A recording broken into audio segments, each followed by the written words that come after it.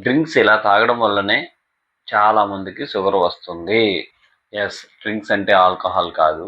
Cool drinks, soda ఇలాంటివి ఖాళీ కడుపుతో తాగడం వల్ల షుగర్ వస్తుందని మీలో ఎంతమందికి తెలుసు? ఖాళీ కడుపు అంటే ఉదయం లేచిన వెంటనే బ్రష్ చేసుకోకముందు, టిఫిన్ చేయకముందు అనుకుంటారు.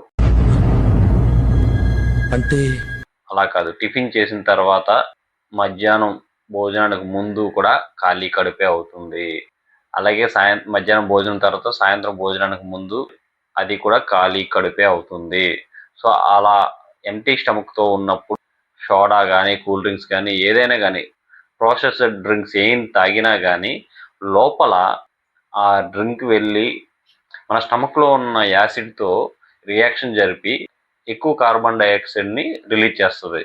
సోడా డ్రింక్స్ ఇలాంటివి ఎంప్టీ స్టమక్లో తాగగానే లోపల ఉన్న యాసిడ్తో రియాక్ట్ అయ్యి ఎక్కువ యాసిడ్ రిలీజ్ అవుతుంది.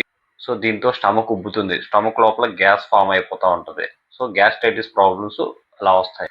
దాంతోపాటు ఎప్పుడైతే ఈ రియాక్షన్ జరిగిందో అప్పుడు ఒక్కసారిగా బ్లడ్లో గ్లూకోజ్ లెవెల్స్ ఇంక్రీజ్ అవుతాయి. సడన్గా హార్ట్ బీట్ పెరుగుతుంది.